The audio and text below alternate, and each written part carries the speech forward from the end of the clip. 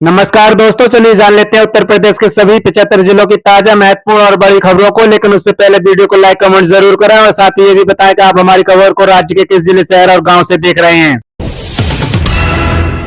सरकार का बड़ा फैसला, दिवाली पर 1,75,00,000 महिलाओं को मिलेगा free gas cylinder. Uttar Pradesh सरकार ने दिवाली 2025 के अवसर पर राज्य की 1,75,00,000 महिलाओं को मुफ्त एलपीजी गैस सिलेंडर देने का ऐलान किया है। यह सुविधा प्रधानमंत्री उज्ज्वला योजना के तहत दी जाएगी। योगी सरकार की यह पहल महिलाओं के जीवन में सुविधा और स्वच्छता लाने की दिशा में एक महत्वपूर्ण कदम है। 160 परिवारों को दिवाली गिफ्ट, गोरखपुर में योगी आदित्यनाथ ने फ्लैट की चाबी सौंपी। शुक्रवार को योगी आदित्यनाथ सरकार ने 160 परिवारों को उनके फ्लैट की चाबी सौंपी। चाबी पाते ही लोगों के चेहरे खिल गए। योगी आदित्यनाथ ने कहा है कि किसी भी व्यक्ति के लिए केवल आवास नहीं बल्कि जीवन स्तर का एक महत्वपूर्ण क्षण है। यूपी के लखनऊ सीतापुर नेशनल हाईवे को बनाया जाएगा 6 लेन। भारतीय राष्ट्रीय राजमार्ग प्राधिकरण ने कर दिया क्लियर। भारतीय राष्ट्रीय राजमार्ग प्राधिकरण ने लखनऊ सीतापुर राष्ट्रीय राजमार्ग को 4 से 6 लेन करने का निर्णय लिया है। राजमार्ग पर वाहनों की बढ़ती संख्या को देखते हुए यह फैसला लिया गया है। NHAI का कहना है कि भूमि अधिग्रहण की आवश्यकता नहीं होगी, जिससे प्रोजेक्ट जल्दी पूरा हो जाएगा। मंत्रालय को प्रस्ताव भेजा गया है और स्वीकृति मिलते ही काम शुरू हो जाएगा। 10 लाख लोगों को मिलेगा 2,50,000 रुपए तक का अनुदान, सरकार ने किया बड़ा ऐलान। भारत सरकार ने देश के गरीब और जरूरतमंद परिवारों के लिए एक महत्वपूर्ण घोषणा की है। प्रधानमंत्री आवास योजना के तहत वर्ष 2025 में 10 लाख नए परिवारों को योजना का लाभ दिया जाएगा। इन परिवारों को अपना पक्का मकान बनाने के लिए सरकार की ओर से 2.5 लाख रुपए तक की वित्तीय मदद उपलब्ध कराई जाएगी। लखनऊ में बीवी का गजब कारनामा, जिंदा पति को मरा दिखाकर हड़प लिए बीमा के 25 लाख। उत्तर प्रदेश के लखनऊ में एक महिला ने अपने जिंदा पति को मरा दिखाकर बीमा कंपनी से 25 लाख रुपए का क्लेम हड़प लिया।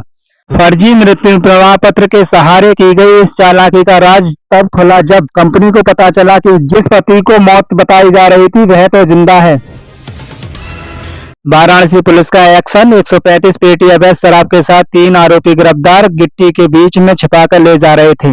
उत्तर प्रदेश के वाराणसी जिले की पुलिस को बड़ी सफलता हाथ लगी है। शहर के मंडुआहाड़ी क्षेत्र के चांदपुर के पास से गिट्टी लदे ट्रक से 135 पेटी अवैध शराब के साथ 3 आरोपी गिरफ्तार किए गए हैं। सभी आरोपी बिहार के रहने वाले हैं। ये गिट्टी के बीच में शराब की पेटियों को छिपाकर तस्करी करते थे।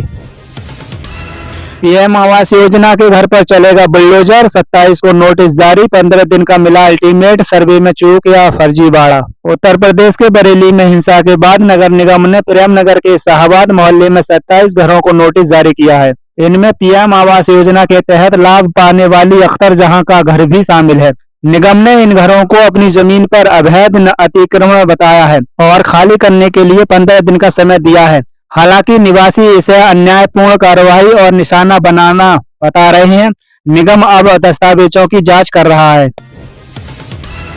30 बीघा जमीन और 3 लाख के लिए बेटे ने मां को मार डाला, फिर फंदे से लटका दिया, सब आरोपी गिरफ्तार। उत्तर प्रदेश के कौशाम्बी जिले से रिश्तों को शर्मसार करने वाली और एक दिल दहला देने वाली वारदात सामने आई है। यहाँ एक बेटे ने अपनी ही बुजुर्ग मां को जमीन और पैसों के लालच में गला दबाकर हत्या कर दी। वारदात को छिपाने के लिए बेटे ने सबको फांसी के फंदे से लटका दिया ताकि यह आत्महत्या का मामला लगे और किसी को शक ना हो, लेकिन पोस्टमार्टम रिपोर्ट ने सारा सच उजागर कर दिया।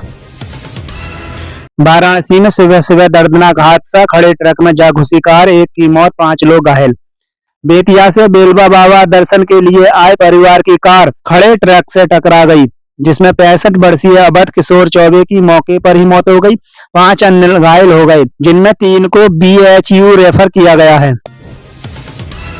योगी सरकार बिजली बिल बकायेदारों को देगी राहत, जल्द लाने जा रही है यह योजना। उत्तर प्रदेश की योगी सरकार ने राज्य के बिजली उपभोक्ताओं को बड़ी राहत देने की तैयारी शुरू कर दी है। सरकार जल्द ही बिजली बकायेदारों के लिए छूट के साथ साथ बिल जमा करने की योजना दोबारा लागू करने जा रही है।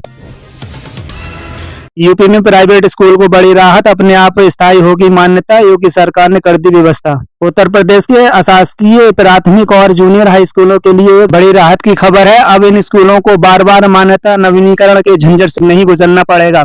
बेसिक शिक्षा विभाग ने व्यवस्था की है कि यदि किसी आशाकीय विद्यालय ने 3 साल की अस्थायी मान्यता के दौरान सभी नियमों और शर्तों का पालन किया है तो उसे 3 वर्ष पूरे होने पर अपने आप स्थायी मान्यता प्राप्त मानी जाएगी।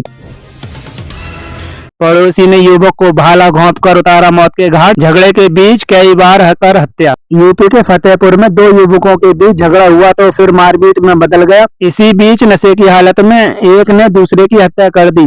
बताया जा रहा है कि बिजौली गांव में गुरुवार रात शराब के नशे में एक युवक ने भाला से वार कर पड़ोसी की हत्या कर दी। गाजियाबाद में बिजली चोरी पर कसा शिकंजा, छापेमारी में विद्युत निगम की टीम ने 24 लोगों के खिलाफ की कार्रवाई। यूपी के गाजियाबाद के मुरादनगर में विद्युत निगम ने बिजली चोरी के खिलाफ अभियान चलाया, जिसमें 24 लोग पकड़े गए। ग्रामीण क्षेत्रों में 68 से अधिक घरों पर छापे मारे गए और बिजली चोरी करते पाए जाने पर कनेक्शन काटे गए, बस जुर्माना भी लगाया गया। टीम ने बकायेदारों से बिल भरने की अपील की और भविष्य में भी ऐसे अभियान चलाने की बात कही। यूपी के स्कूलों के लिए आ गया नया फरमान, बच्चों को आंख दिखाना भी माना जाएगा अपराध। उत्तर प्रदेश के स्कूलों के लिए नया आदेश जारी हुआ है, जिसके अनुसार बच्चों को आंख दिखाना भी अपराध माना जाएगा। शिक्षकों को छात्रों के साथ सम्मान पूर्वक व्यवहार करने के निर्देश दिए गए हैं। शिक्षा विभाग का उद्देश्य स्कूलों में सुरक्षित वातावरण बनाना है।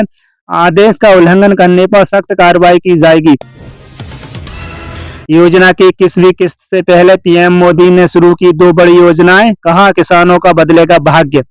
प्रधानमंत्री नरेंद्र मोदी ने शनिवार को किसानों के लिए 2 बड़ी महत्वाकांक्षी योजनाओं की शुरुआत की। प्रधानमंत्री धन धान्य कृषि योजना और दलहन आत्मनिर्भरता मिशन को लॉन्च करते हुए पीएम मोदी ने कहा है कि ये दोनों योजनाएं भारत के किसानों का भाग्य बदलने का काम करेंगी। उन्होंने बताया है कि इन योजनाओं पर सरकार करीब 35,000 करोड़ रुपए से ज्यादा खर्च करने वाली है। संभल में फिर होगी बुलडोजर कार्रवाई, 80 मकानों पर प्रशासन ने लगाए लाल निशान, लोग बोले यह उनकी निजी संपत्ति।